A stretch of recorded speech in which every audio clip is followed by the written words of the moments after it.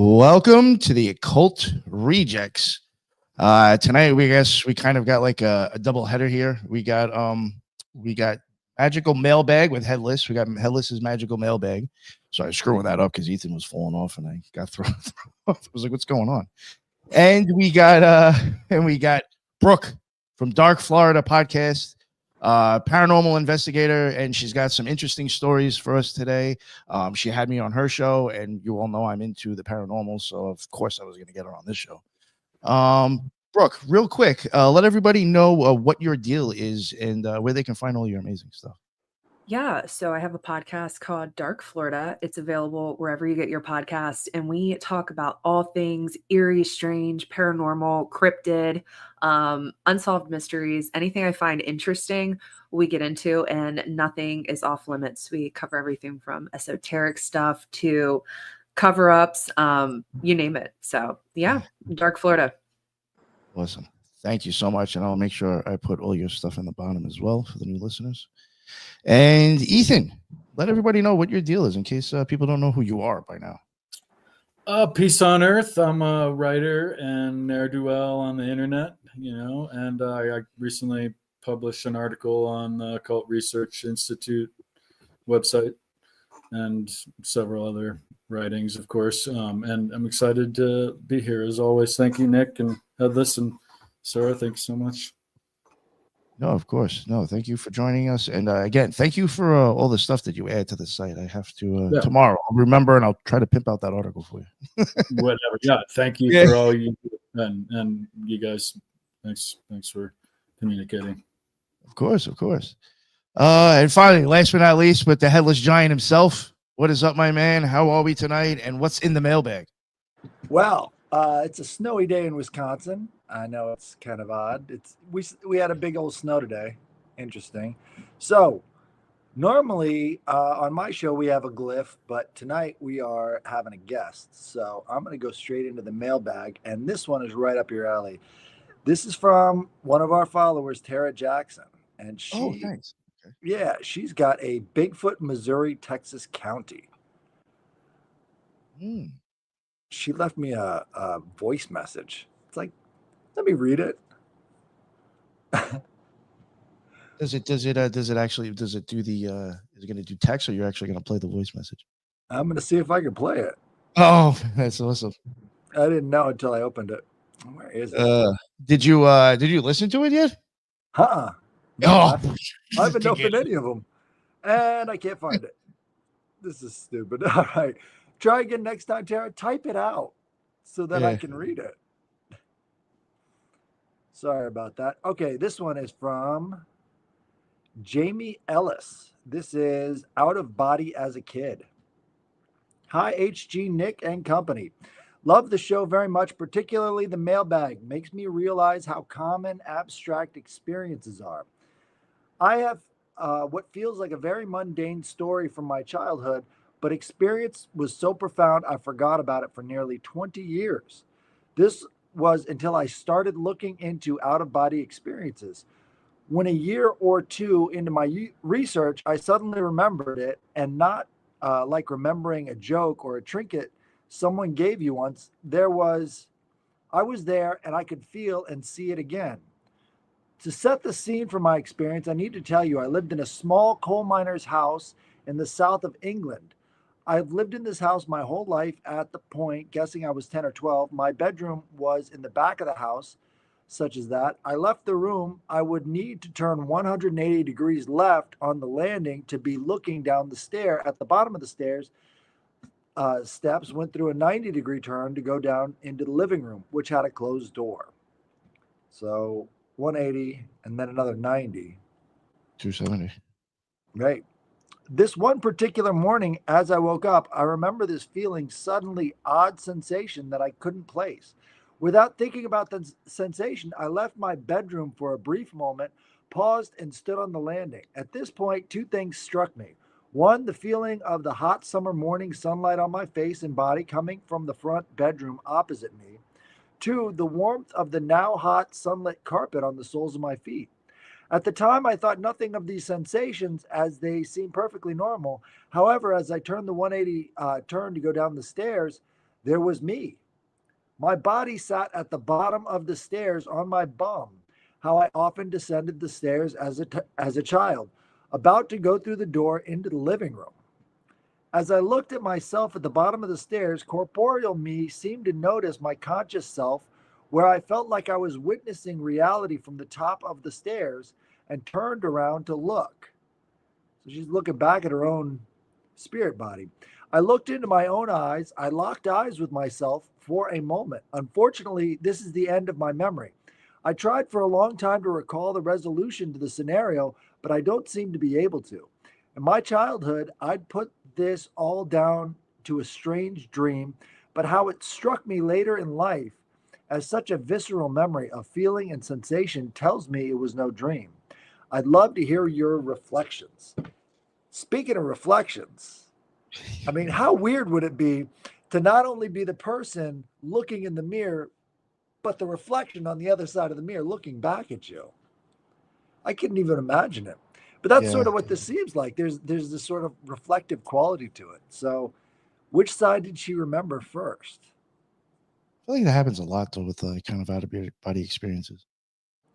Well, most of the time when you're having an out of body experience, your regular body is unconscious.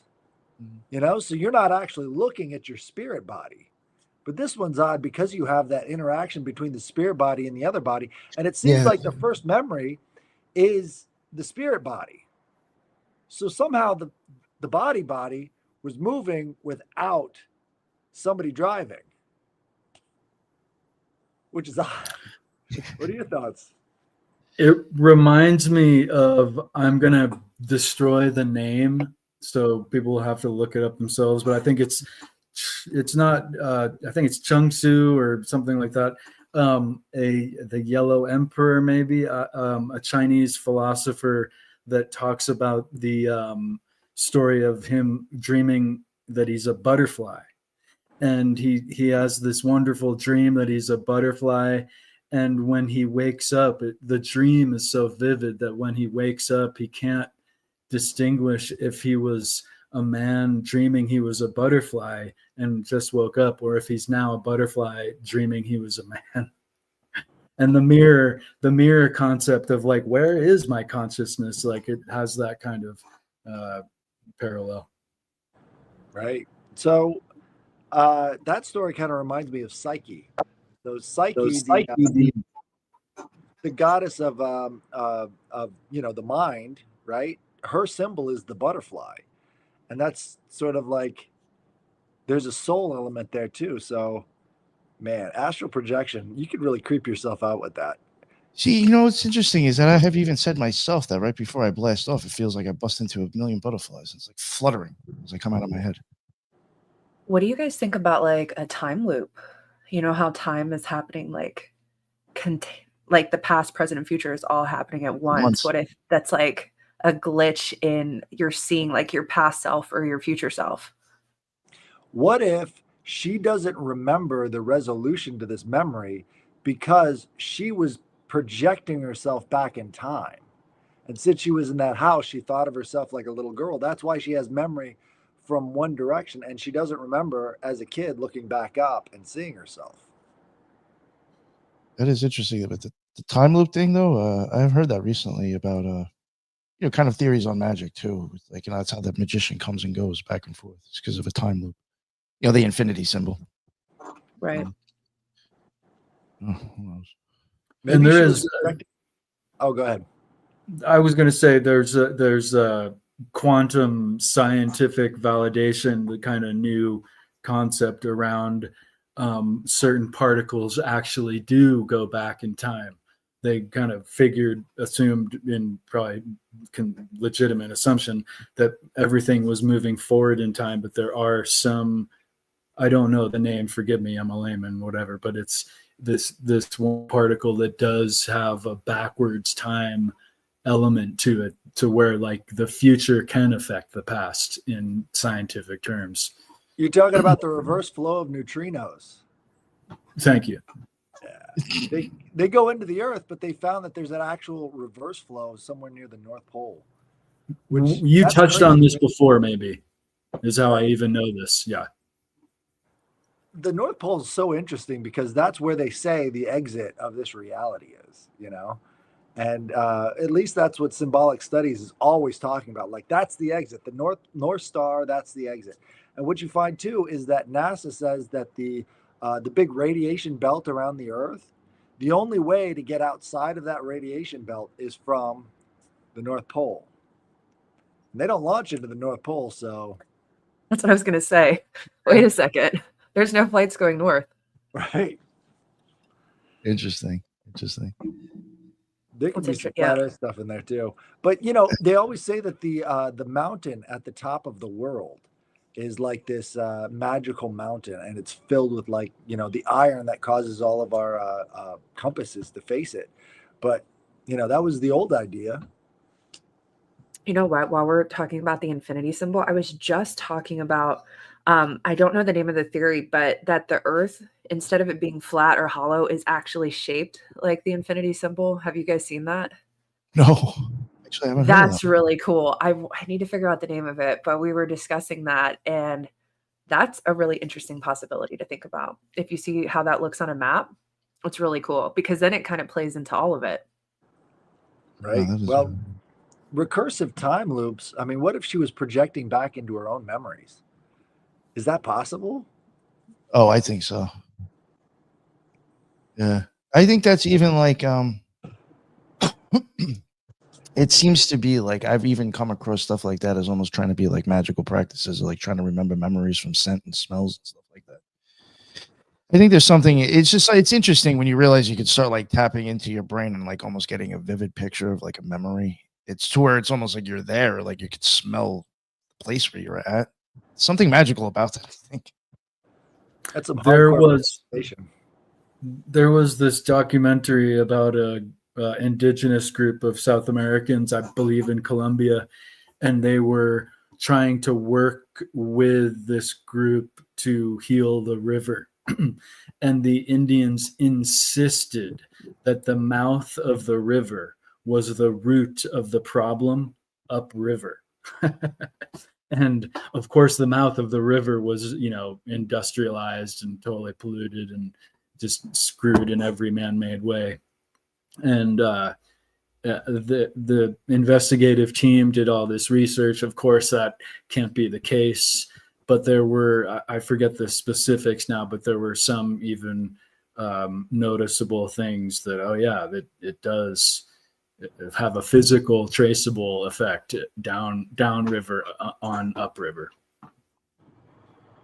Right. Well, I think a lot of that has to do with the easy zones, because each one of those easy zones sort of retains a kind of memory, and that's transmitted from one place to another.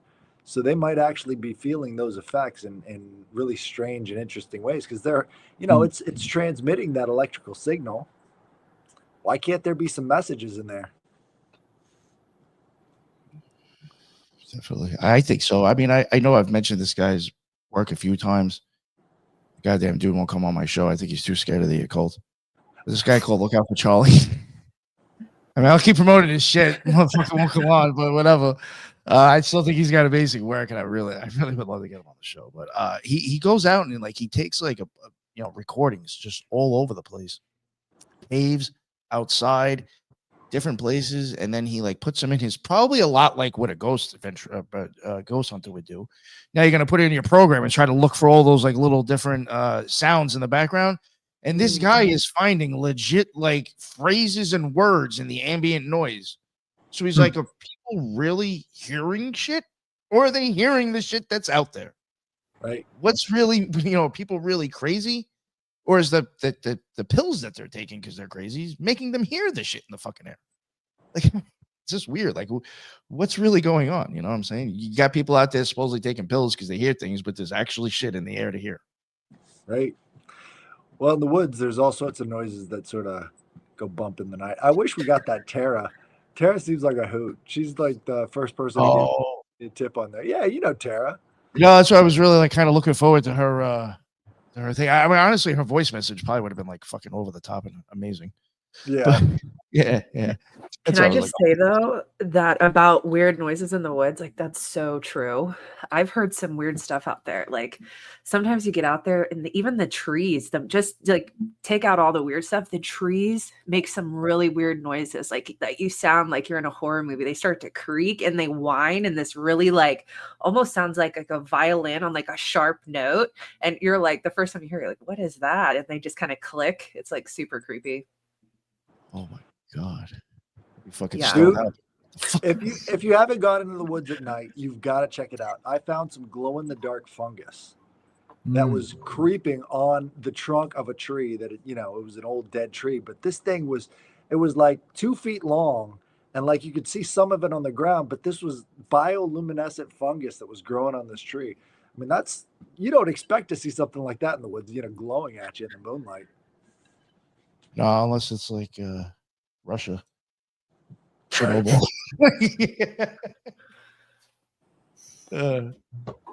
Headless, you got anything else you want to add?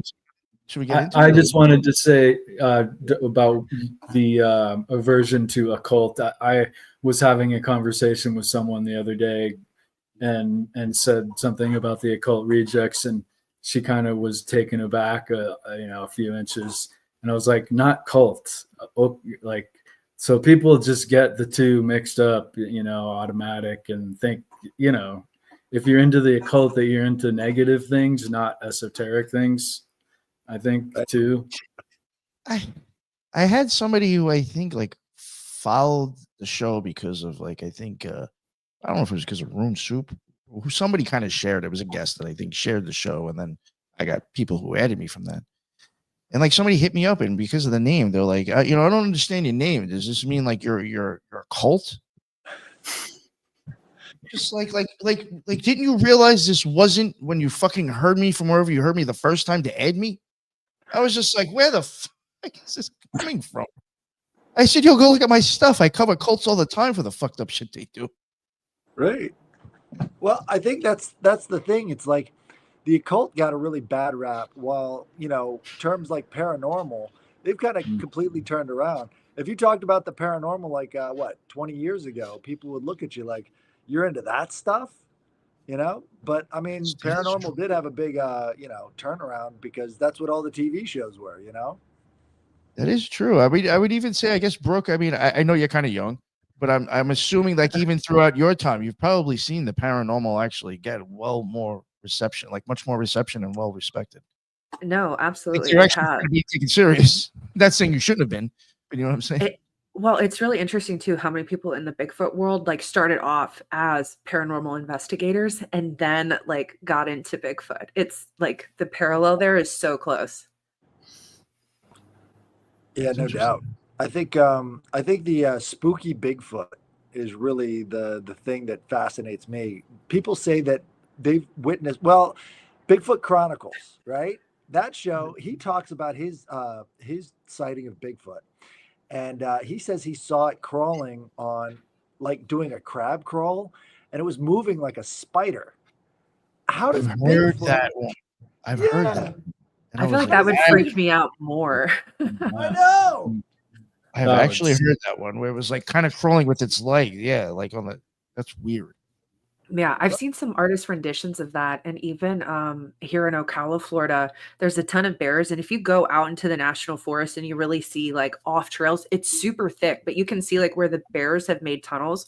And my friend was like, I bet you more than anything, they drop down on all fours and like take advantage of these tunnels, because you're going to go the path of least resistance. Like, why would you go through all this thick brush when you can cut through the tunnels? So yeah, the all fours thing is a legit theory that we talk about. Right. Well, this guy was saying that he thinks it's because going uphill or downhill, they're going to have much better traction that way. So it's almost like this behavior, this is coming from the normie perspective of, well, maybe Bigfoot's just a Gigantopithecus or whatever they call it.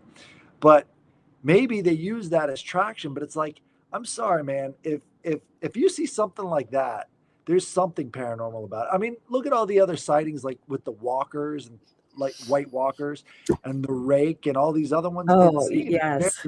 Reminiscent of that kind of weird movement. Well, and you want to talk about the time loop stuff. So I've gotten some skinwalker reports here in Florida. So like the crawlers, the rake, like you're talking about. Um, a friend of mine actually saw one, and the way that she described it, they were driving down the highway and she sees it cross in front of them, but it was so large, it almost took up both of the lanes. She said, but like the way that it moved, its head was up here, but its backside like was like catching up to it. And but it was just this like fluid motion, and it like wasn't taking steps. It was just like one fluid thing, but like it glitched. And she freaked out because she realized like she acknowledged it, and she was like really freaked out about that. But yeah, and she described it as a skinwalker. And then later on, totally unrelated, I had this random lady talk to me about her skinwalker sighting in that same area, and that was super freaky. So yeah, we've got some of that stuff going on down here. What Yeah. about go ahead, Headless. Well, I was gonna say up here we have the dog man, right? So that's what gets all the beast of Bray Road up here in Wisconsin. It's still a lot of attention. It seems like it comes back every couple of years, you know? Yeah, I think it is popular. I've seen a couple of shows cover that recently. Yeah, I've heard of Dogman being like more of a popular thing again. Anubis is Yeah. coming back. Oh, I didn't even think of that. Oh, that's yeah. a good sign. It's going to collect some souls.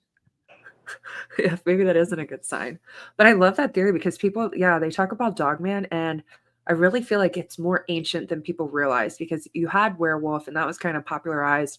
But from what I understand, there's a distinction between the two. They're not the same thing.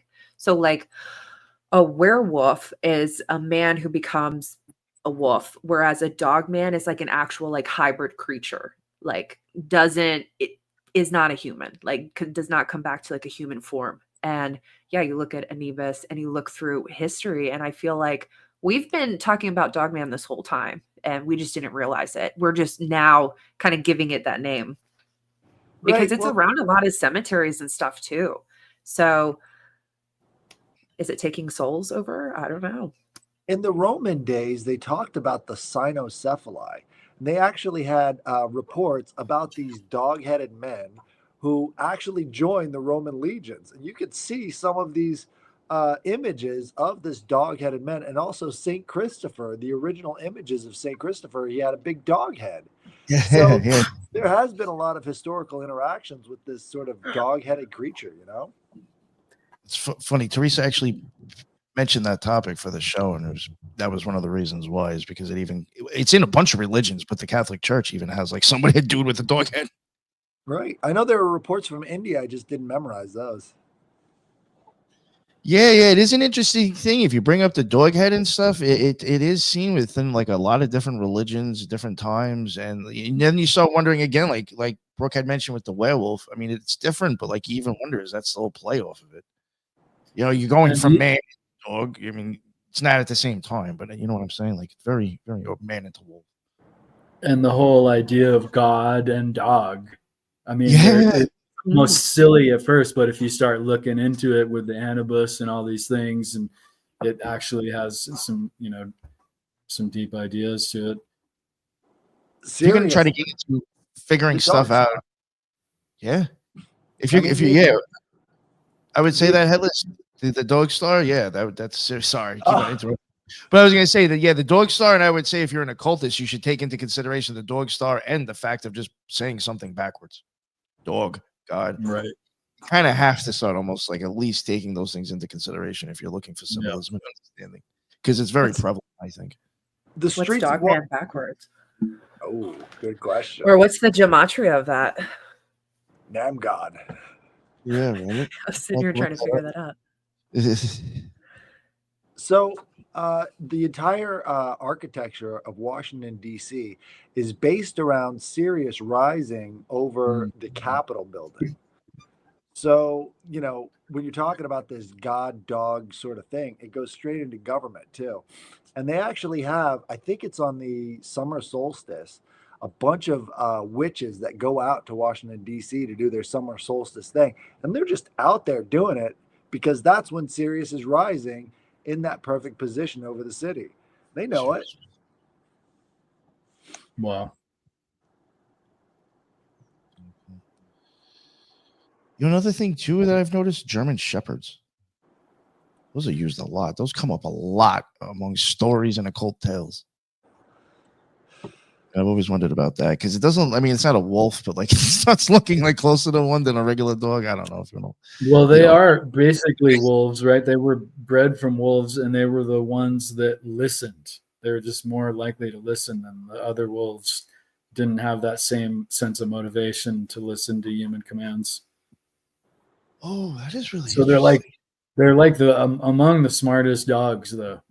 From what I understand, maybe the Malinois or whatever is smarter, but like in that sense, and goats too, like that. Those dogs and goats have always been looked to as like examples of beings with consciousness that were, you know, not human, but like you can't deny that they're conscious beings, right?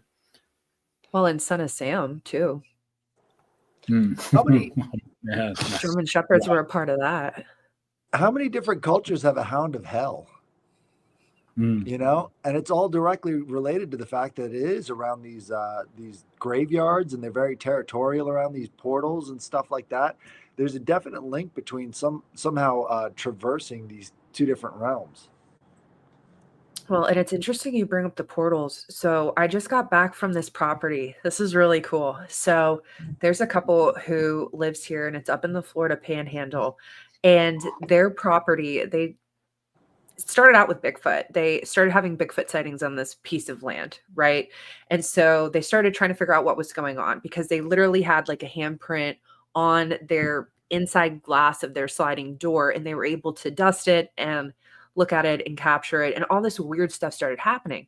Well, then they started noticing like dogmen stuff. They had the rake activity with the crawlers and everything like that. So this lady saw a dire wolf, and when she's telling all these stories, and there's tons of evidence to back it up, she was saying that the DOD was out there and said that she has 3 portals on that property. And when she started talking about that, I said to her, I was like, have you guys gotten the minerals here tested? And is there a high deposit of quartz or anything like that in the area? And she was like, actually, we did. And we're sitting on the, go figure, quartz. And I think that there's some kind of like ecosystem there. Like that's the head of the Appalachian Mountains is like where she's at. Like there's some kind of mecca thing. There's so many different, like there's like 50 different trees on the property. So it's like this like perfect lush environment. And yeah, they've had like Men in Black activity out there. She's lost time. It's really crazy stuff. But when you hear about the portals, you do hear about the dogmen, the crawlers, Bigfoot, all those things kind of happening in the area. So I feel like it's like the Skinwalker Ranch of Florida, honestly. Could be the Bradshaw Ranch. Have you ever heard of that place? Yeah. That guy with the, what did he have? The sword that he was running through all these aliens with or something? He was saying they were coming through the portals and I couldn't stab them fast enough. It was so weird. Right. He was playing a video game. He's got time slips and all the rest of this stuff. Supposedly, there's a new documentary about this Bradshaw Ranch too. So, man, I don't think Skinwalker is even the half of it. I think people are just starting to discover how really weird this place is. Oh yeah. Mm-hmm.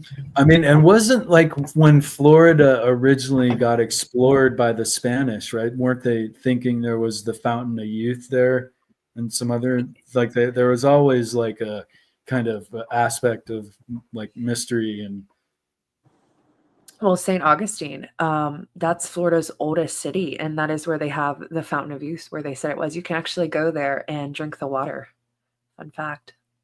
And you should go there anyways. It's so haunted there. Like people, oh man, I've had some good experiences in St. Augustine. Is that in the middle of the state relatively, or?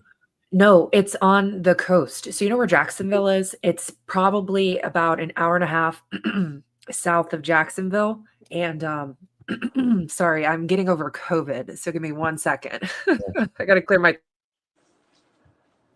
Okay, so anyways, it's America's oldest city. So the Spaniards landed there, and that's where they encountered. There's actually a star fort there.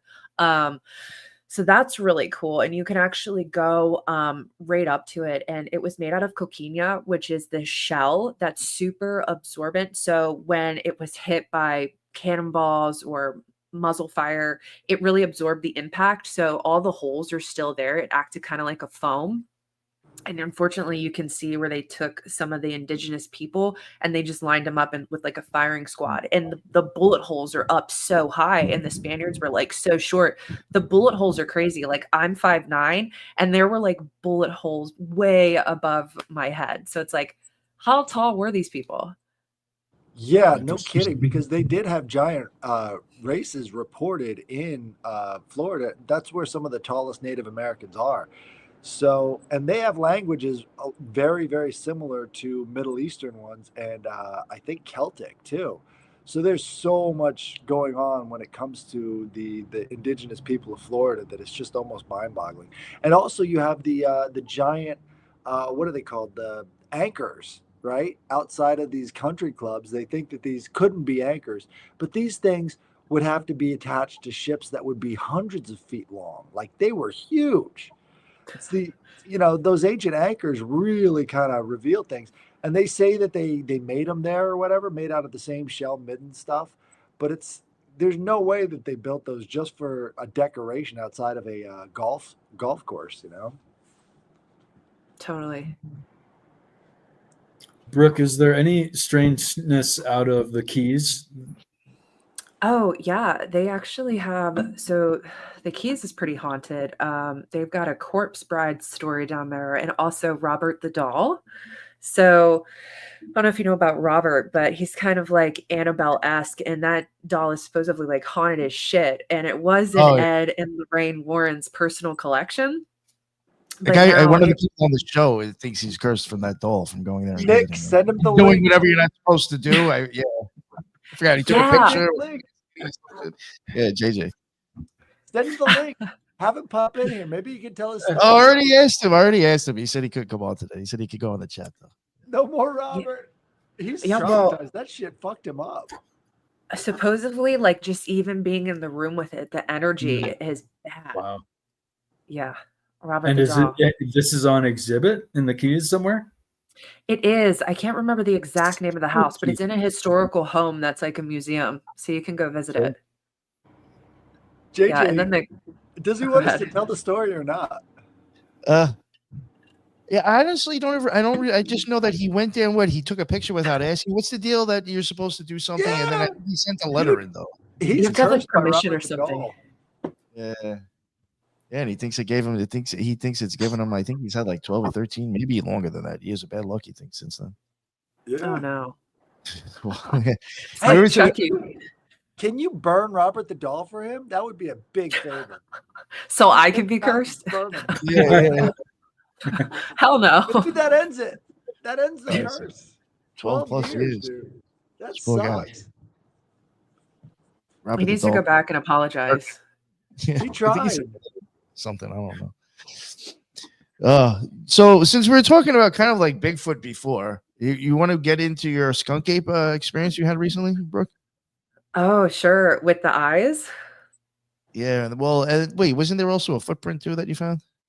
Oh, yeah. So we can start there. So definitely got into skunk ape research. And for those who don't know, that's kind of like Florida's nickname for Bigfoot or Sasquatch. We call it the skunk ape. And it has like some different characteristics than what you would see in other parts of the United States or the world. Like they're more of a reddish color here. They're like a little bit shorter.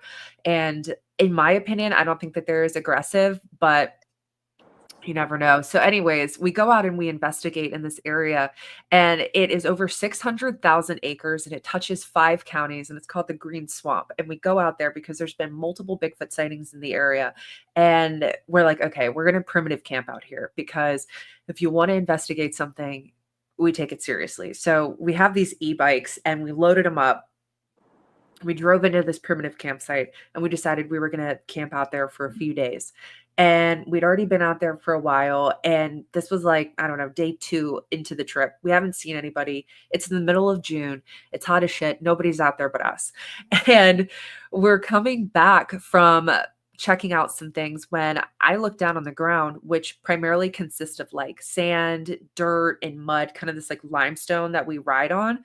And there was just enough mud where I look down and I see this footprint. So we stop and I'm like, oh my gosh, I start freaking out. I'm like, this is insane because I can clearly see the toes in there. So we stop what we're doing and we kind of examine it and we find this trackway. And so we start measuring it. And these tracks were 12.5 inches long by 4 inches wide or five, one of the two, I can't recall right now, and 2 inches deep. And you can see where the toes had dug in. So we're looking, and then the depth between the two, like the stride length, was 5 feet 6 inches. And so I tried to do that, and I was doing almost like a split. Like I couldn't even like do it with my own legs. Like this was crazy. So we're measuring everything and we look at the tracks and they kind of go off like into the woods. And so we got several really good prints and we photographed them and everything like that. And I was just really nervous about like posting them because I was like, I really want to be sure. So I sat on it and I showed it to some BFRO investigators who have been doing this for a really long time. And they know what to look for. Like they can tell the difference between what would be considered like a human foot and what would be considered a Bigfoot. So when I showed it to them, they were like, oh my gosh, like this is incredible. Like you got some really good stuff here. And the one lady, she goes, did these just like go off into the woods? And I was like, yeah, actually they did, which I didn't tell her that. I just was showing her the pictures and they really did. They just kind of were going and then they veered off into this like really thick area of woods. So it was just incredible, like just being able to find that and seeing the toes where they had dug in. And we were out really far, hadn't seen anybody out there. And it's not, I don't know if you guys have been to Florida, but this is not the type of place where you want to walk around barefoot. Um, there's a lot of things here that can kill you. And the woods are really thick. It's not like other places. I don't think people realize just how thick it is until you get here. So that was really cool when we found those prints. Right. Well, the karst topography of Florida is like some of the most limestoney and porous in the world. Like they've got this huge aquifer underneath of it, and it's amazing for like a sandbar to have that. And that sort of geography really does play into paranormal events a lot. So you're talking hauntings, you're talking Bigfoot sightings, you're talking all sorts of cryptids and stuff. So, I mean, yeah, Florida is a very much a gold mine for paranormal activity. Yeah, I feel like because of that, we're like sitting on a conductor basically. Well, that limestone is a type of calcium that is a piezoelectric type of thing. So as long as there's pressure on it, it's creating a electrical charge. Yep. So now, was that also the pictures that you posted on Instagram? Yes. Yes. Yeah, if people want to go see that, go check out her Instagram. She's got photos of that. I mean, I would say Yeah. too that doesn't look like an area you want to walk barefoot. I mean, I wouldn't. Did you No. notice? And oh, go ahead. Did you notice any pressure points? Like, did he go up on the balls of his feet, or was he mostly a heel walker? Did you notice anything like that? That's a good question. I don't know for sure. You could just kind of see like literally where the toes dug in. That might be a little too technical for me. I'm sure my one friend Marion would know the answer to that immediately. She's kind of she's like my brains of it, my scientist, I could definitely show you, but I got the pictures from the side where you can see the toes. So it wasn't like it was favoring anything or like it was running. It just seemed literally just like it was walking. Perfect, right? Yeah. That's an interesting, because I mean, the strides that they use are always seem to be like gliding, like almost like they're hovering on top of the. So if it's a perfect print and he's, basically gliding, that's an incredible amount of movement for something that size. Oh, absolutely. And I was trying to put in the dimensions to figure out how tall or how much something like that would weigh for it to go 2 inches down. And I was trying to get a guesstimate together of how much that something would have to weigh. And it was right after I put out my prints, and that was last year, I think in July. Around the same time, some trail cam footage came out from that same area that showed what looks like a skunk ape, in my opinion, with like a juvenile in tow. You can kind of see it. And so I was like, oh, that was all I needed. I was like, I feel like there's a family unit there. I think very easily. There's so many swamps and really dense jungle areas in Florida. I mean, just the Everglades alone would be plenty of room for, all the people that live there and a, Bigfoot type creature. And plenty of food sources. We have, like you said, the springs. They love the springs. We have everything from bears to hogs to otters, deer. I mean, there's plenty of things to eat, foxes, raccoons. And then having that water, the Withlacoochee goes right through there. And yeah, so it has everything it needs. But that's if it stays in this dimension. Right. There could be I was portals going to ask, Brooke, what do you think about the relationship between, say, the skinwalkers or other Native American traditions and Bigfoot? Do they have some relationships? Are they different? Well, when we were talking about the portals, I have heard of those phenomena happening in tandem. Like when you have alleged portal activity, you do hear about an uptick in those skinwalker sightings as well as Bigfoot stuff. So those kind of go hand in hand. I think that they're two different things, but when you have the portals there, I think they can be happening at the same time. But with the indigenous, I mean, they looked at Bigfoot as like a offshoot tribe that wasn't some had some trade with, but some didn't. They looked at it as like cannibalistic giants and that they stayed away from. And I think that the skinwalkers is a little bit more I don't want to say malevolent, but I don't think it's as friendly as like a Bigfoot would be. I think that if you have a skinwalker encounter, it's probably going to leave you feeling more negative than you would a Bigfoot. I think Bigfoot can be scary, but I think I think like the skinwalker thing is way more of a bad omen and premonition. Have you heard of the knot deer? Yes. Exactly. The chronic wasting and knot deer sort of combination is just like horrifying. What is the knot deer? I haven't heard of that. Oh gosh. Well, basically think of like an emaciated deer. Basically, that's like kind of like skeleton-y, dying, and then like bipedal. Oh no. That's like possessed. Yeah, that would spook me out. These things will run on their hind legs next to cars. And yes. Yeah. Their eyes don't exactly match up. Like they're sort of really asymmetrical and they've got, wounds sometimes. But I mean, like stories like this are sort of starting to pick up now. It didn't used to be a thing, but only in the past couple of years, people are reporting this knot deer. Wow. They call it that because it's not a deer. That's all they can say. That's so spooky. I wonder if people are like opening up these portals and these things are coming through. Like everything that CERN's doing, and then even some of like Aleister Crowley's workings with the portals that he was said to have opened. Who's to say that there's not somebody else out there who's carrying on what he started, and the uptick is happening because of something like that. Think about all the emotional energy of politics in the last couple of years. That's totally related to the Schumann resonance. And you're talking about shifting the Schumann resonance around. You could have portals opening up. It was, I don't exactly remember.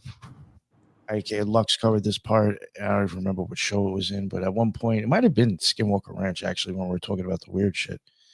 He did mention there's like, I think certain like schools or companies or whatever that actually have like these detectors like around the country to like actually kind of like read massive parts of people's like vibratory rates.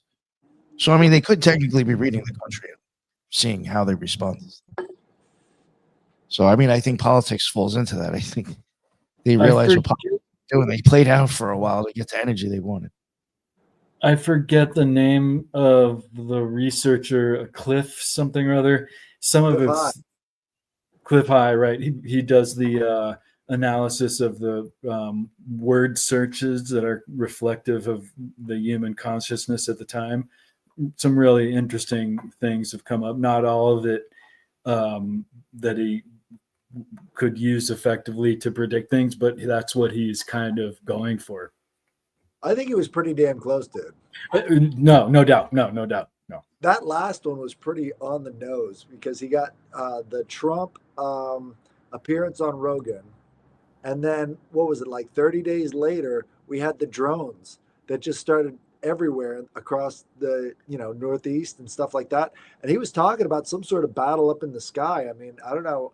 That's pretty close to me. Like that seems And like and I think he left that battle kind of open ended as far as like it could happen in the near future type of thing, and that would be a really dramatic paradigm he was pointing out. And yeah, those other two things prior that he got right, definitely kind of like, okay, when's it going to happen? Right. I think that was a manifestation thing. Like, what if they just threw that out there to see if everybody could concentrate on it? The closest it got was drones. Yo, I saw some footage on that drone stuff where like somebody was showing like footage of like them looking like they believed it was when they first started like appearing, and it was at night. So I guess those people you couldn't tell what those buildings were. They eventually went back after the fact, and like they were saying that they saw it. Either it was going back or coming, whatever it was, but like after a building or two from the footage, like covering the camera, you really couldn't see, like it disappeared, like you couldn't see anymore. So they're like, what was over there? And when they see like the area of the footage that they know they got, and then like kind of go like across the street or down a little bit more to around where it disappeared, there's a Boeing fucking place. Now they're actually thinking it probably flew out of there. And that's where it came from, was fucking Boeing. And I was even saying myself, the reason we're never going to get an answer about those drones is because it was ours. That's why we never got a fucking answer. That's what Trump said. It was like an FAA test or whatever. But it's like, I don't buy that. No, I think it was us, but we were doing something else. Right. Exactly. And I think that it's almost like admitting it without admitting it. But I think it was a test. I think it was a test to see how we would respond. Like you said, talk about like the energy harvesting. I think it absolutely was. It was like collecting data on how we would respond to it. That's so weird. I think we cracked it. But, if you think about it, there have been UFO summoners, right? So you got that guy who, that famous guy on the video where it's like the prophet Yahweh or something. He goes out to the field with the reporter and he's like, I'm calling in the UFOs. And then the reporter looks up and there they are. You also got that Ryan Bledsoe kid, right? So the Bledsoes have all these things happen. What if they tried an experiment to get everybody to manifest these things, and the closest it got was drones? Because they did have these weird shape-shifting effects, and they would do things that defied. Because like there was 30 hours of battery on some of these things. That doesn't make any sense. Well, and some of them looked more like plasma too. Right. Did you guys see those videos? Yeah, certainly. And I think there was maybe multiple things going on at once, right? But like maybe there was something that they didn't understand, and maybe there was our or the United States interception kind of devices, and there's Tom Campbell, good input, and I guess multiple other reputable sources all across the country were pointing out that they've been dealing with the similar same thing, and in spurts, like you said, Headless, it'd be a whole season, and then they'd kind of move on, seemingly. Right. That's just so weird. Like, what are they doing to us? Yeah. What about these UFOs, though? Do you think anything about this disclosure thing is going to produce anything? No. But I did. Like the I last did. Somebody told me I just got done the Bigfoot conference, and I can't remember who, but word on the street, and you heard it here first, that a Tennessee senator told this guy that pretty soon he is going to be called in, and there's going to be some stuff that comes out about Bigfoot, and that supposedly they're getting some sort of files. So I did hear that. That's interesting. I think I know what that's about. There's a Bigfoot researcher who goes around the country FOIAing all of the records on Bigfoot from the local government. So he's looking for 911 calls and all the rest of this stuff. And they redacted a bunch of it. And it's like, why would you redact that stuff? These are 911 calls. There should be no reason to hide this stuff. But they're hiding the stuff about Bigfoot on 911 calls, which is strange. Wow. Yeah, Wow. why And actually, I think it was I'm remembering it now. I think Dave Paulides, the senator, gets to take one person. I think he's taking Dave Paulides with him to Oh, that would make sense. He did go from missing 411 to into Bigfoot. yeah, this was somebody, yeah, this was somebody who knows him who told me that. So if we see Dave Paulides in Congress in like 3 weeks, I just am saying. Well, that's I'll watch very that. interesting. It's very interesting, Headless, that point about that they wouldn't omit anything if there wasn't anything to omit. Like what are you omitting? Something that was said on a 911 call about Bigfoot if there is no Bigfoot, and same with alien UFOs and so forth. Like, why is this all secret if there's no secret? Right. Well, The main thing that they were censoring, I think, was the officer calls, because a lot of officers see Bigfoots. They're out at night all the time. So And they're legit observers. right. and I wonder too, what was I going to say? I just lost it. I was going to say about Bigfoot. Keep going. I'll think of it. Darn. What do you think about the ultra low frequency sound that they supposedly emit? The infrasound? Yeah. Totally. I love that. I think that is definitely a thing that happens. And that's one of the things they talk about here in Florida too, is that some of us were discussing the theory of if the ones, because they're smaller here, if they have the resonance within their chest to produce the infrasound like they would in other places where they're taller, because to produce infrasound, you have to have a certain structure for it. And there's actually apps and different monitoring devices that people have picked up the infrasound coming off, and people get zapped. They get really sick sometimes when they come into contact with these creatures. I want to teach Bigfoot how to play the brown note. I think that would be awesome. Just get him out there and have him do the brown note in a whole crowd of people and watch. I remembered it. Okay, you guys are going to like this. Okay, it came back to me. So with Trump wanting to bring timber back to the United States, right? Think about this. Do you think we're going to see an uptick in Bigfoot sightings because of that? If we're going to be doing more logging and things like that here? Because I know that was one of the reasons that we were discussing about why cover it up would be the timber industry would be destroyed, because if they're living in the woods and that's their habitat, I wonder if we're going to see an uptick in the coming weeks and months from that. Well, I think you'd be surprised, because a lot of what we see if today versus Civil War times, where they actually had wars between Bigfoot and these explorers and stuff, they clear cut basically the entire East Coast. There was no forest at all. They needed all that for the war. That's how they were heating themselves. So the entire East Coast is all second growth forest. So they had to be seeing something back then. I mean, finding out the reports back then would be really interesting, because I know I've seen pictures of clear cut from Virginia all the way up to New York. Not a single forest. Yeah, they did that in Florida too. So, I mean, there might be a big resurgence. Maybe that's what we're seeing. Who knows? Maybe That'd they be all just wild. hit the portals. Imagine that's like the segue into like aliens. We're gonna start with something like I'll be totally honest with you. I think more people would probably buy into aliens than fucking Bigfoot. I feel like if you came out and said Bigfoot was real, I'd still be like, you're joking, right? Like, I'm just gonna be honest. Question Bigfoot. It's kind of. But it's possible. I don't know. I don't know what to believe. Like, I like to know things and not know things, so I don't know, right? But it is interesting, all the correspondence of experiences with UAPs and Bigfoot, right? Like, that seems to be not uncommon, right?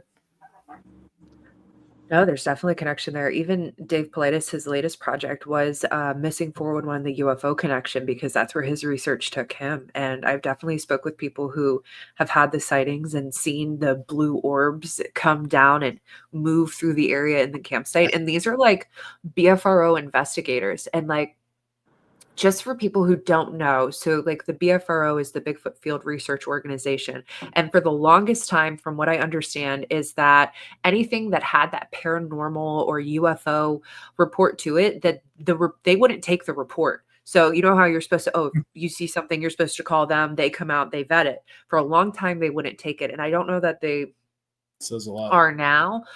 Yeah, absolutely. But the investigators themselves started having these experiences. And I know one in particular personally, and she showed me like they created it. And she said this giant blue orb came down in their campsite. And this was in Tennessee.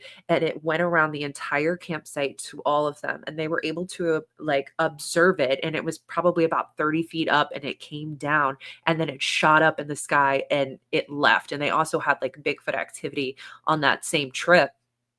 And when she showed me the drawing of it, she said it just like, it was so cool. Like it literally like cast the whole area with this blue glow. So there's absolutely a connection there. Blue light keeps coming up. I even mentioned this in one of the last episodes I was in. I was like, what the fuck's up with this blue light? Like occultists or just paranormal, like weird scenarios. Every one of them. I think it goes back to this idea of the sky gods, I mean, all this stuff has to do with the ancient versions of these phenomena, which would be the sky gods. They were interacting with this stuff back then. I don't think there's really too much of a difference on a physical level. It just sort of changes from how we perceive them. The Greeks didn't have any word for the ocean color, so they called it wine dark. There's lots of different perceptions that maybe don't translate, and they're just seeing the same things and describing it differently. I believe it is the Taoists. Forgive me for not knowing exactly the origin of this idea, but there is a blue hour in the morning at sunrise and a red hour in the evening around sunset. And these have different kind of energies, and as far as like the blue light and so on, it just makes me think of this idea. I think it's Taoist. I'm not sure.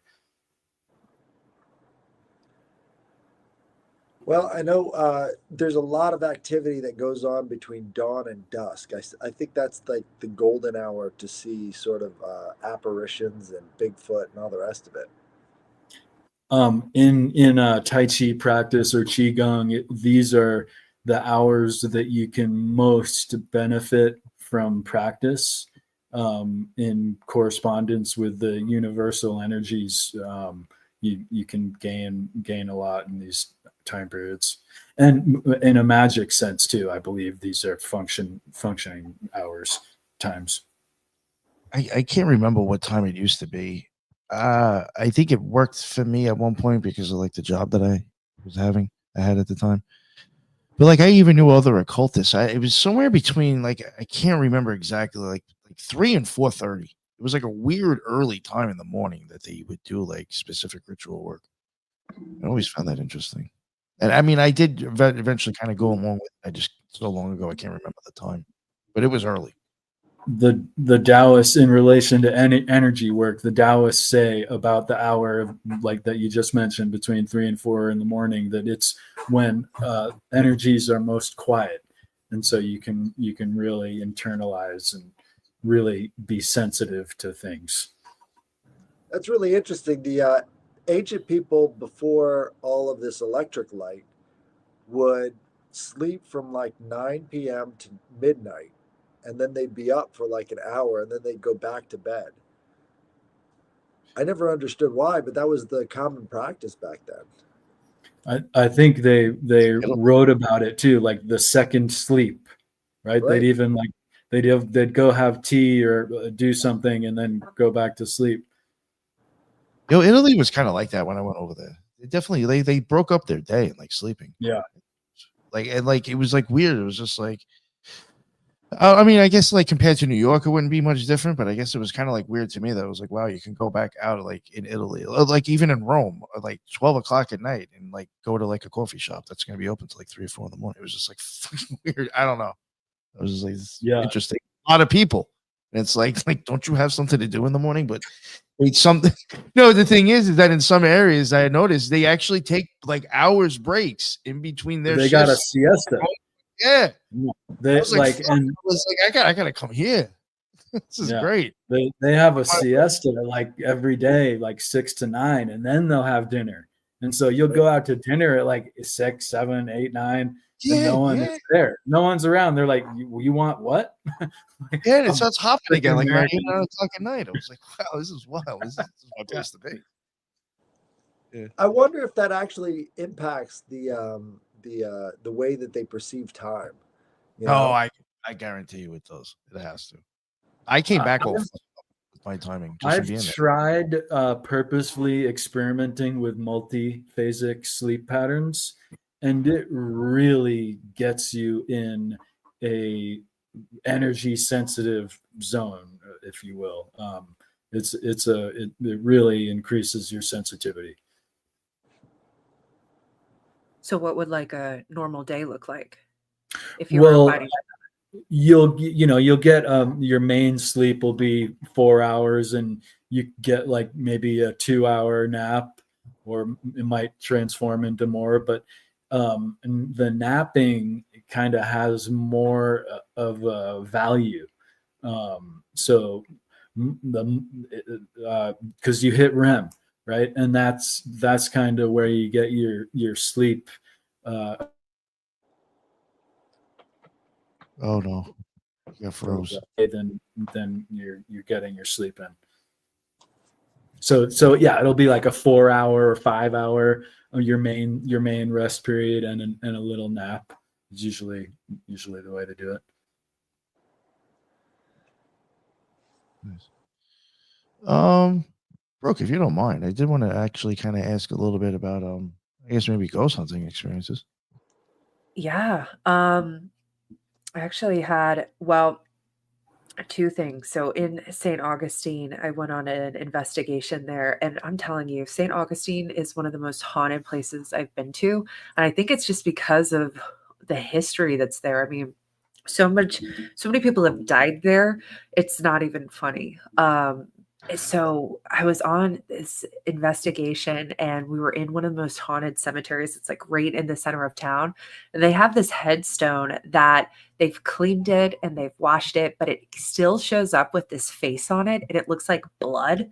And it's the creepiest thing. And I'll have to send you a picture of it, but they've like washed it, and you can clearly see like the eyes, the nose, the mouth, everything. And so I'm just taking pictures because they're like, yeah, this is like one of the best spots. And I was like, okay, so I'm taking pictures, and I went back and I was like looking through my footage, and I could clearly see this like orb come through the photo. And because I had on the live pictures too. So I was able to slow it down and take it frame by frame. And right when I'm trying to capture this like creepy headstone, I just get this incredible orb. And I went through all the footage, and it's not a bug or anything like that. It was this energy orb. And then we decided to go over by the actual fort and check things out over there. And on our EMF readers, it was like a soldier was like walking back and forth, because it was like, it would like light up. It was like, do-do-do-do, do-do-do-do. And it was like the soldier was still on guard right in front of the fort, like you would like see a soldier doing. So that was really interesting. And then we were going back through more footage, and we actually saw this like foot in this boot of like a colonial soldier back in the footage. So it was like an apparition literally came through. So that was really freaking cool. And we sent it to the tour lady, and she was like, that was some of the most incredible footage I've seen. And I'm pretty sure she still shows people. Have you ever heard? Oh, go ahead. Yeah, you said you got like. Oh, go ahead. I'm sorry. No, go ahead, man. Go ahead. Have you ever heard of the Betts Mystery Sphere? Yes. I was actually thinking about doing an episode on it. Man. So this kid finds like an orb that's like the TikTok video or the Tic Tac video, right? So he finds an orb exactly like that back in the 70s. And this thing, when he started playing music for it, it started rolling around on the ground. And so he took it in to have it tested, and they didn't know what it was. And they handed it back, and they're like, it must be a ball bearing. And it wasn't a ball bearing. And multiple people in his family witnessed this thing rolling around on its own. And so it's almost like one of those Tic Tacs, only the guy got his hands on it, and then one day it Yeah. just disappeared. Yep. Is that the one? Didn't he like give it to the government and then he got it back and it was not working the same or not Right. have the They same probably characteristics? replaced it. Yeah, it's so spooky. And we just Fascinating. recently did an investigation in this 1800 cemetery. So we went out for what was supposed to be like a Bigfoot hunt, but it kind of turned into, like I said, a lot of these people, they're really into the paranormal too. And so we go out and we're like posted up and we're going to hang out here. And the minute that we get on this like creepy, we'll call it River Road, we get there and we set up and there's this 1800 cemetery and there's this river and we're like, we're going to sit there because we'd had some activity in the area in previous nights. So we're like, okay, we're going to try it from this side of the river because it seems like everything is focused around this water area. So we get there and we let off. This guy has this like pop gun, those like old pop guns, and he like lets out a pop, and he does 3 of them. And then the next thing you know, we hear this like shriek come through, and it sounded like a woman. And we're out in the middle of the national forest when I'm telling you, like, there's nobody out here. It's like nobody's there. Like, we're in the middle of like nowhere, and we just hear this like just woman howl come back, and then it gets the coyotes going. So we're like, oh crap, okay, we're already having activity. Like, this is so cool. Like, we just got here, and all of a sudden, I'm kind of sitting by the water. This other guy wanders off. Well, he comes back and he's like, whoa, I'm getting a ton of energy over here in the graveyard. And I'm like, really? Okay, I'm gonna come. Show me what's going on. So we walk in there, and this guy has these like balls, and he decides to put them on the headstones because he's like, maybe we can see if they want to interact with us. So I was like, okay. So we put the balls out, and we're like, if anybody's here and you want to interact with us, like, please, like, give us a sign. Nothing's happening. And this one guy has his equipment going, and we're starting to get words come through, and they're both getting this awful feeling. He's like, it feels like someone has a hose, and he's just getting like hosed with like energy. And he's like, I feel it really bad from this like one corner. And nothing was responding to them. So when I would ask the questions, we would get responses back. They weren't listening to them. So I was like, is it too confusing for these balls? Because I'm like, if this is a really old ghost, like, they don't know how to work it. Maybe it's like too advanced. So I said, would you like me to try candles? Like, I have some candles. I'll go ahead and light them. And it was like, no, not all of us would like that. So we're like, okay, we won't do that. And we continue asking it questions, and we're getting things like mistress, purgatory, and we're kind of piecing together this story. And like, we kind of think we were communicating with the grandfather that was there, and that he was just really regretful and remorseful for some sort of situation. And we got responses back saying like, I'm stuck. And then one of the other guys who is sitting by the river, we're like, you got to come and check this out because we're getting responses. And like, the one guy went to go walk away, and it was literally like, watch your step.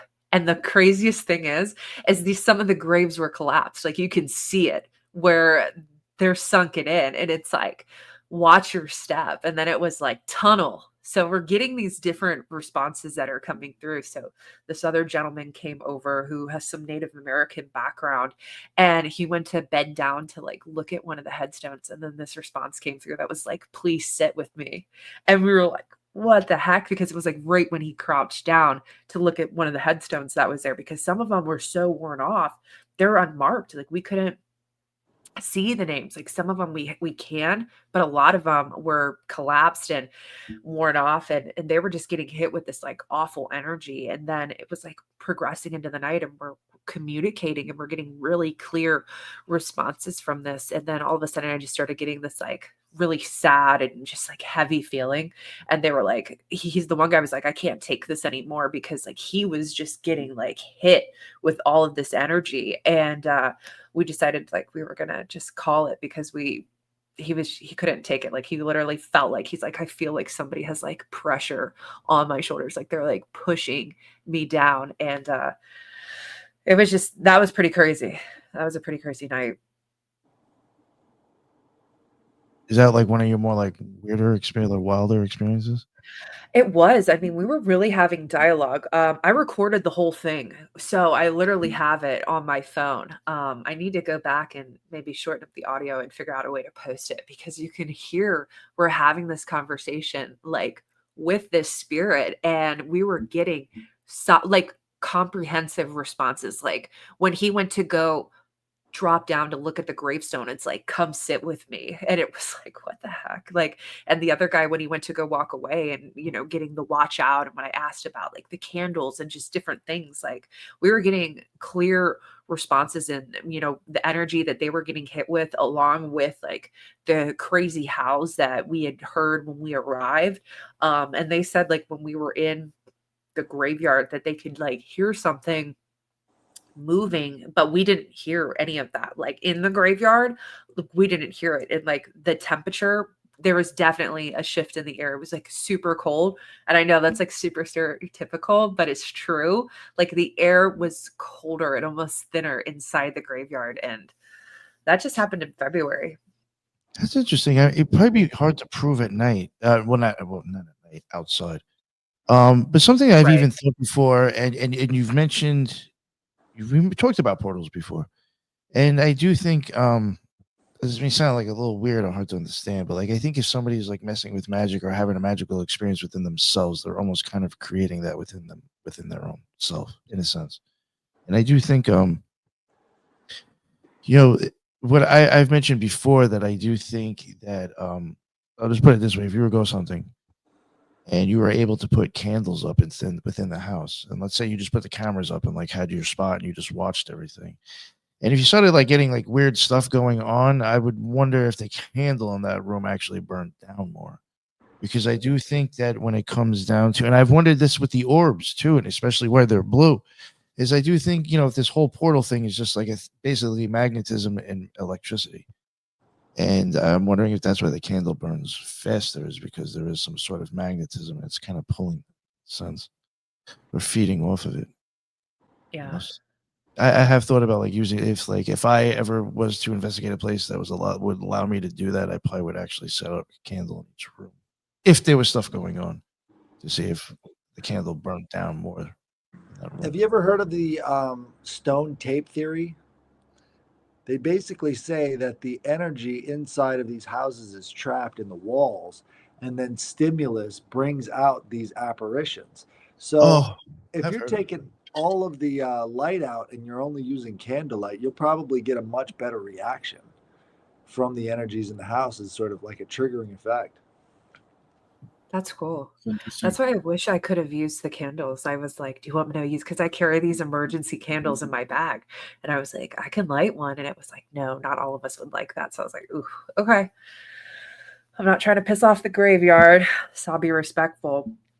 But I'll tell you, I know how you were talking about wanting to come for an investigation. There's this place I'm dying to check out, and it's in Mount Dora, and it's right up your alley. It's actually a Masonic lodge that you can go, and it's in this old like Victorian home. It's haunted as shit. And you can actually go and do like ghost investigations there. Well, I want to go down there just to avenge my boy AJ. I'm going to take that Robert the Doll out. Mark my words. Oh my God, Robert the Doll. Yeah, how far? Where did you say that is again in Florida? Mount Dora.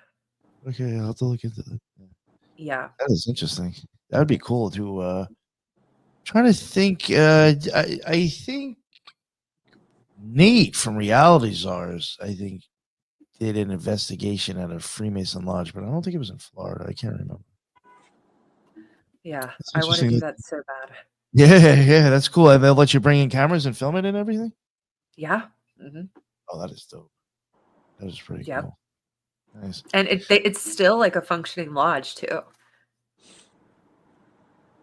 That Hey, is if you pretty go, you should try the trick with putting the microphone in front of the speaker and then trying to record the sound you get from the ambient noises in the room, because you'll actually be able to turn that into some sort of a cymatic picture. So you can actually get a different view, more of like a geometric view of the kind of energy you're dealing with. That's Nice. super cool. A highly intuitive friend and teacher of mine once told me, and for me, this has turned out to be my feeling anyway of the truth. He told me that whenever you get a message in kind of a psychic manner, or in the case of you're communicating with someone in another dimension, so to speak, as you described your story, it is always less than 10 words. And if it's more than 10 words, you're probably making it up, he said. And that's been my experience whenever I've had that feeling of like, where did that idea come from? It's always been so succinct that you almost interpret it. It might be 1 or 2 words. Right, like a confirmation bias. And I saw the comment about Hellbent Holler. I'm friends with those guys. They're the best. Nice. They hunt Dogman Yeah. in the LBL. Hmm. Whoa, that's up north, isn't it? Kentucky. Land Yeah, Between the Lakes. Do you guys know about that? that has so many dogman sightings and just crazy Well, stuff there. yeah, basically, I think the government came in and they did eminent domain. I want to say, was it in the 1940s or something like that? And all these people who had settled there, they had generations of family. They flooded this piece of land, and basically they were like, "You got to get out." And they flooded the land, and now it belongs to the government. And there's just so much strange activity that comes out of there, especially with Dogman. And there's a lot of old structures that are still there, like the houses from people and everything like that, all the homesteads. Yeah, sometimes you can dive down and actually see the old houses as they're flooded out on the bottom. But the whole land between the lakes things, it's like, wasn't there a family that was devoured by a dog man up there? I think so. Yeah. And there's been like reports of like campers and stuff and missing people. Right? They said it was a pack of dogs that mauled this family, but none of the wounds matched up to a pack of dogs. It's probably a dog man, which is crazy. I mean, there's a whole family that they killed. That's pretty dangerous, you know?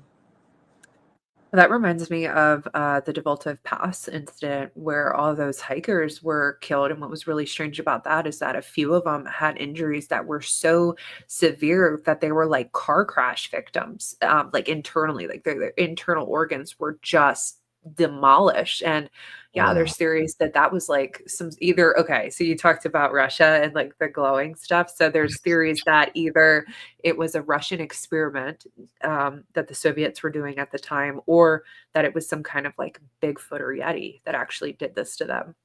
Or there's the paranormal aspect, because the last thing they captured on their camera were these orbs that some say was like a secret Soviet missile test, because the bodies had radiation on them when they were discovered.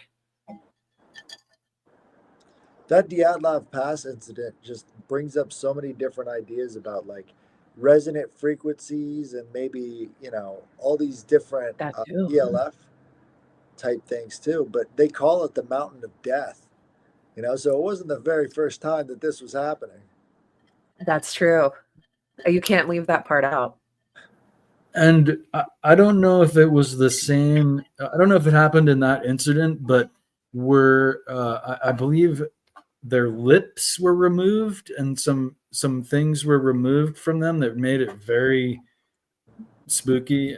right? Like almost like a harvest. They're harvesting, and it's not the only time that happened. It did happen there. Yes. Yep. Some of the lips were removed. The eyes is like really strange. The eyes were removed, but it wasn't like an animal scavenging. It was like, I think they said that the wounds occurred while they were alive, not post-mortem.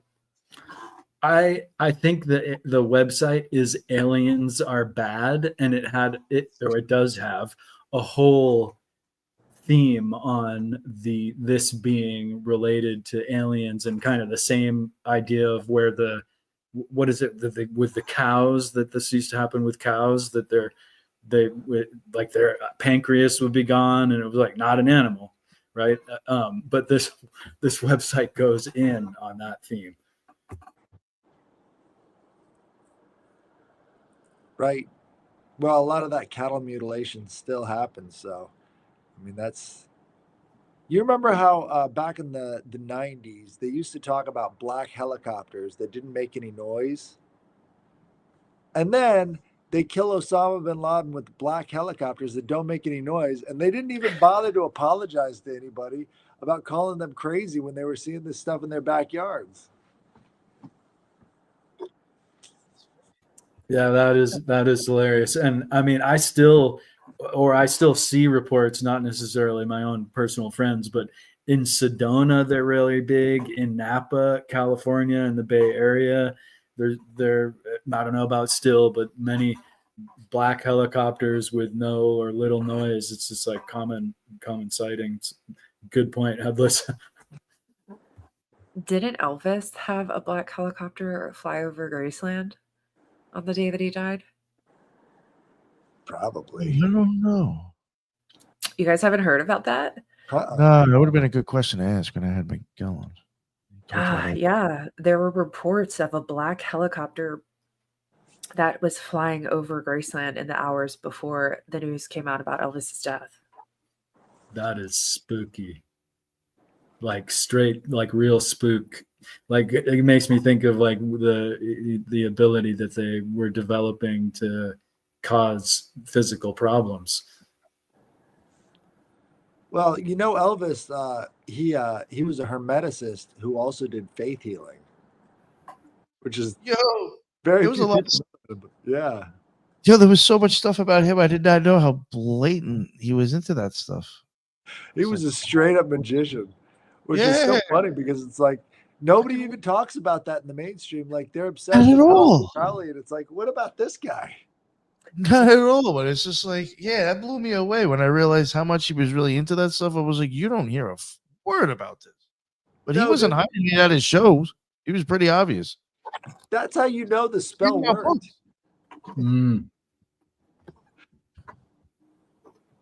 He was fascinating in his eclectic occult pursuits, right? He had so many. Right. But wasn't he friends with Manly P. Hall? I thought he went out there. He had a bunch of books by them in his bags. Apparently, according to Miguel, he was a huge fan of Manly P. Hall. And because Elvis couldn't go anywhere, he sent Priscilla to his presentations, and she would take notes and bring him notes on what Manly P. Hall was saying. I found that to be mind-blowing. That's crazy. Yeah, I did wonder about that because I was like, maybe she did get into it kind of just from doing that. I think he had said that she didn't seem to really be into it, but I don't know, maybe she wasn't. She was like, I was just taking notes for him. I don't know. Right? Try to minimize her involvement. Yeah. I don't know. It would seem to me she had resentment that she wasn't his focus of attention, that maybe she didn't just have disdain for the subject matter itself, but more that he was not, spending time with other stuff. That's very well put. Yeah, that could be. I wonder if you could ever do ghost hunts at Graceland. That'd be cool. That would be badass, dude. You'd have to have the right paper. If you had the right paper and rented it out. Get a Mhm. bunch of Manly P. Hall books and start reading to Elvis. See if he pops in. Oh gosh. Can you imagine if you captured that? Be awesome. Oh my god. You just hear him singing. Damn, dude. You know, it No, might be some good places to pick up some paranormal activity. Pig farms. Oh gosh, yeah. Get so many people fed to them, probably. Yeah, that one serial killer up in Canada, he was a bad dude. You guys know about him? Yeah, that's what I was thinking of when I mentioned it. The Pittman or something like that. Oh, Yeah. Yeah, he was a serial killer who had his own pig farm, and he wound up murdering Nice. a ton of the indigenous Canadian women, and the police just didn't take it seriously, I guess, at the time, and he got away with it for a while. I want to say, what was it, like 28 or something like that, That people? was a lot. They were yeah. all Or in on that's it. probably what they know. Yeah, right. They were all in on it. All the police were. They did not Probably. care. They thought it wasn't going anywhere. This guy was like the Canadian Epstein, A sweetheart deal. right? Yeah. But you know, there's a Oh. Belgian Go ahead. Epstein too, and a French Epstein, and all these Epsteins all over the place. Same black market or blackmailing operation. You know, something Well, needs to be said. I think JJ was talking about that not too long ago and mentioning all the people like own all the islands around there and the stuff they're into. And it's like, how come we only hear about Epstein? What's up with all these other people around in this area? They all seem to be ridiculously rich and like into weird shit. They got you to focus on the They all know client, each other. right? They got you to focus on the client list instead of the whole operation. Yeah. I want to say, didn't news just break here out of Florida that they just uncovered like an egg farm or something like that? Oh yeah. He had a bunch of human embryos that he was saving. Well, yeah, and that these women who thought that they were going to be surrogates wound up being taken to this like basically this human trafficking egg farm where they were just consistently having babies that aren't registered, don't have social security numbers, anything like that, and it goes into the, it's That's sick. why there's no raid on Zorro Ranch. That's what they were Yeah. doing out there. I mean, that was his property. They didn't even go there. They're like, what? Go there? Why would we do that? Give me a break. It's so obvious. And it not necessarily focused on that demonic behavior, but every country has a mafia organization that is a separate but a leg of its operations, right? And sometimes multiple different mafias, probably like the United States, I'm sure does. But the Russian mafia, notorious for rolling in before the actual institution, right? And again, that's similar, but not necessarily with the Epstein stuff, but it's all mafia like. Well, you had that case in Belgium with that guy who he was blackmailing the government with all the kiddie porn there, and they just kept letting him out. And they would find bodies in his basement, and they just kept letting him out until the entire country basically had to protest and say this guy needs to go to jail. And so that's the only reason he's actually still in jail today. But it's like, give me a break. I mean, how is that happening all over the place? And then you got in England, what was that guy's name? That, the entertainer Right. that was BBC. I talk about spooky character. Friends with Prince Philip or Andrew. Totally Jimmy down Charles. with everybody. Prince Charles. He was down with the king. Jimmy Savile. So Jimmy Savile. Mm-hmm. That's a sick MFer, but that's the same pattern as all the rest of these guys. And that one is notorious for the idea that everyone knew. It was an open secret. It was unmentioned. You couldn't tell on him, but everyone knew that he was up to like really devious things. And Kevin Spacey was friends with them. And when you were talking about the mafia that exists, I was thinking about House of Cards. And even though it's fictional, it really does a good job of capturing kind of that mafia-esque vibe that happens in Washington and around the world. And it's so interesting that like that character that he played on the show, and then it comes out later on in real life that he's, actually like a pedophile and all those. Are we allowed to say that on YouTube? I'm sorry. But whatever. PDF. Yeah, he's a PDF. Sorry. And anyway, so that's just interesting, that connection there with Kevin Spacey too, to the Royals as well. Well, the witnesses to Kevin Spacey's thing, they all ended up dying, and he came out with that video that said "kill him with kindness." I mean, come on, yeah, how much more he did obvious could it be? Oh, that's right. I have a few weird YouTube videos. That guy, he's a creepy. Yeah. That's spooky. It reminds me of when one of the wealthiest men on the planet, BG, said of Epstein, "I don't know, he's dead." Right? Like something like, what do you think of this happening? Or what do you think of him now that this has all happened? I don't know. He's dead. Like really gangster sounding. Bill Gates, and he said that that's why you got to be careful. He said he's dead. I guess I got to be careful. Like, what does that even mean? Total gangster, right? Like you don't just say things like that unless that's just Zero really fucks. implying things. And that's the guy who's supposed to give us the injectable crucifix. Yeah. And I mean, he just said recently that, what is it, by the year 2030? Well, not 30, but something that all the doctors are going to be AI and that we won't have a need for any human doctors anymore. I don't think I'm ever going back to the hospital, ever. Yo, that is Never. creepy. You know how doctors feel hearing that. Ones that just started. Imagine that. What do you got? Like, I mean, that's creepy shit. They get the I saw- complete memory wipe. Yeah, I saw this thing that said it said something like stay healthy because your future doctors are using ChatGPT to get through college right now. Right. It's not getting any better. Yo, you know how easy it is now to program?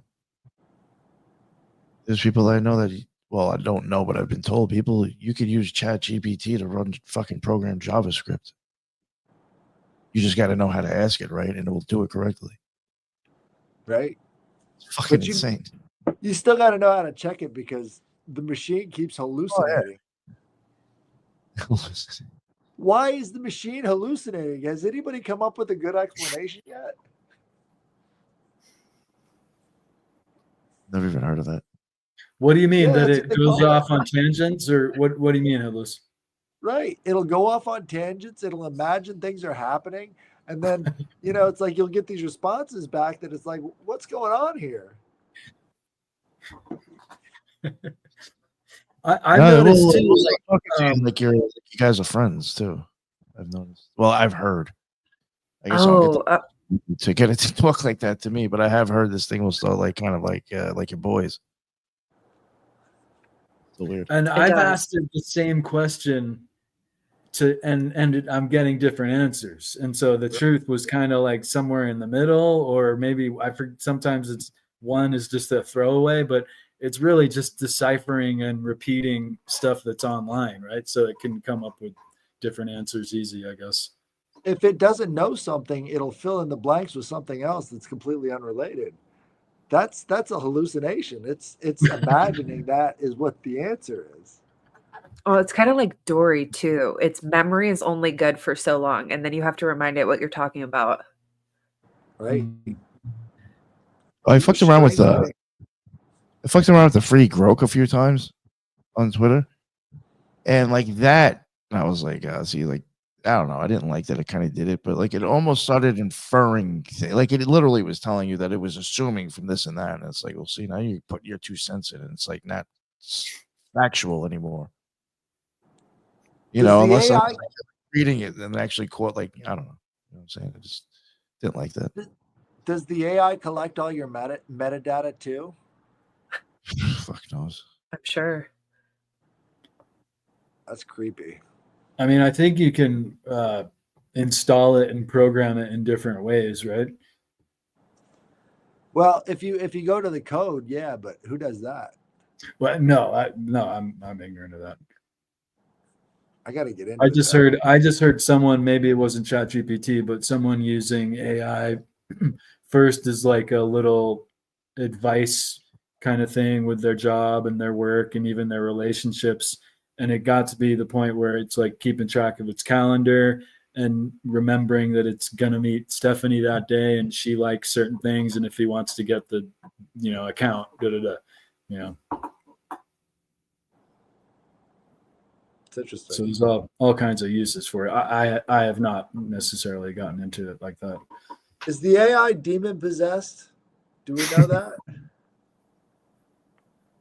Well, you know what's spooky is AI designed that stuff that BG sold us all, right?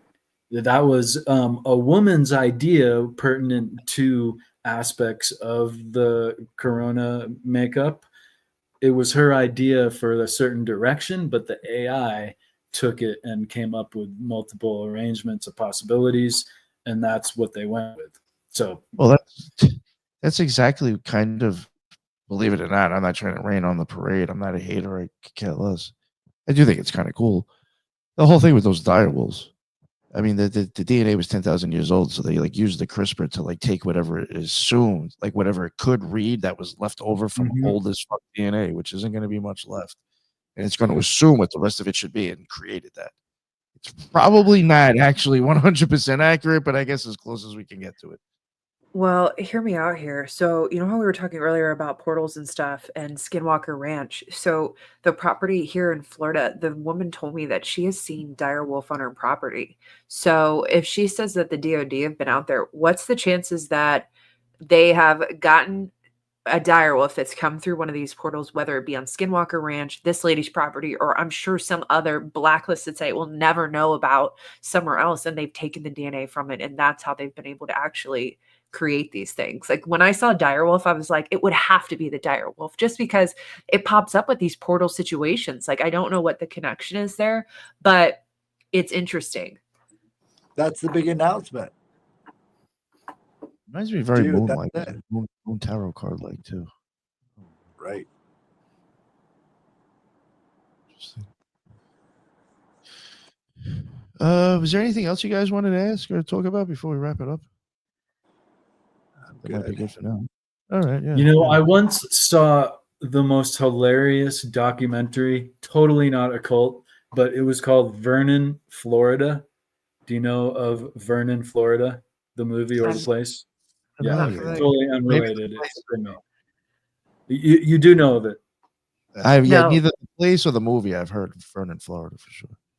It's a hilarious. I don't know where to see it anymore. I mean, it's probably out there on YouTube, but it's just a hilarious documentary, almost mockumentary of this real town and the townsfolk. It's just hilarious. Forgive me. It's totally unrelated. Forgive me. Why, you live close to Vernon? No, I don't think so. Oh, okay. All right. Nice. So I looked up that incident with the orb, and it's on St. George's Island. Have you ever been out there? Oh my God. Are you serious? Yes. Oh, no kidding. Wait, which orb what are we talking about? That's the one that was rolling around on the floor by itself. Oh, are you serious? Okay, Yeah. so I will say that's right by Tate's Hell. And I know that we're wrapping up, but Tate's Hell is this place where this guy supposedly his name's Tate, and he went missing for like 7 days and 7 nights, and he came back and his hair was like completely white and he had all these snake bites all over him, and they asked him where he went and he said he went to hell. And this is the same area. Yeah, this is the same area with the skinwalker activity, Bigfoot activity. I have done some investigations up there. I totally know St. George's Island. Oh my gosh, that's so cool. That's the investigation right there, Nick. Wow. St. George's Island. Yeah. Oh yeah. And that's right near where that freaky cemetery was. So, wow, no kidding. Yeah, I mean, who knows? Off the coast, that's where the Tic Tac was. So yeah, it's like and that's right. Right. Oh. Eglin. Is it Eglin Air Force Base that's up there? I'm not sure, but I know that it was close enough.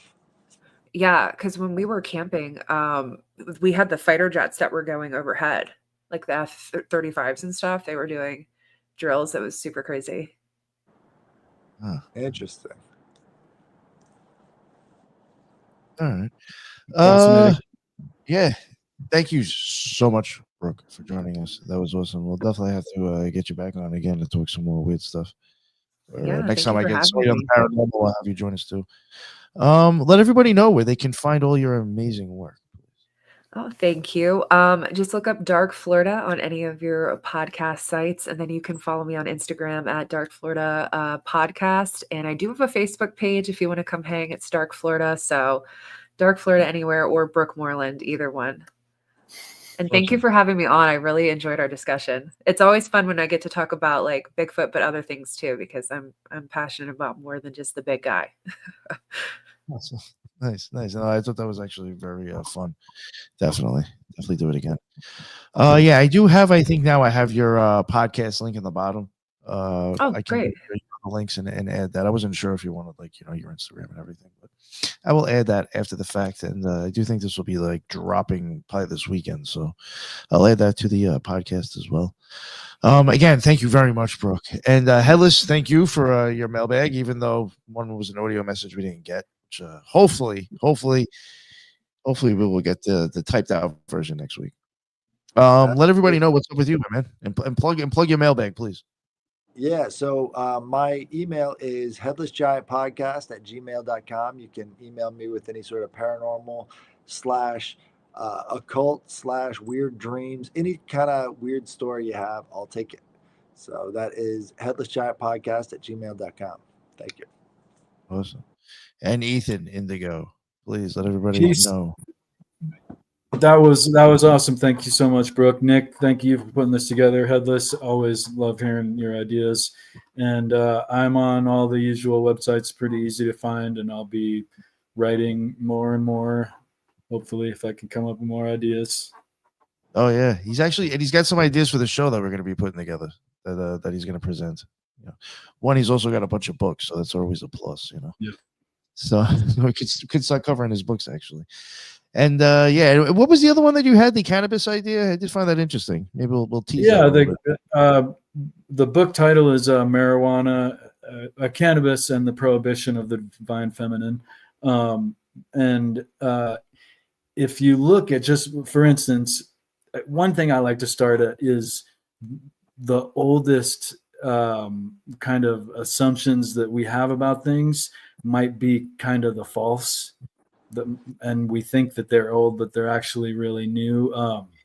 For instance, what is the oldest profession, right? And we all know that slogan, that idea, but it's not true, right? Well, they like to say the oldest profession is a prostitute, but yeah, the oldest profession really, when we don't flip it or pervert it with the new age BS, is the nurse, whether with the monetary system or even before it would be the nurse. So yeah, it starts with that, and I go on from there. Awesome. Yeah, I look forward to that. And, did you plug your stuff? Yes. Already? Yes. Okay. Sorry, totally forgot. No. Thank you, Jack. Of course. Yes. So again, thank you, Headless. Thank you, Ethan. And again, thank you, Brooke. Again, we'll definitely have to get you on, talk some more stuff. And that is the end of another Occult Rejects / Headless mailbag number 8. And until the next one, everybody be well. Later.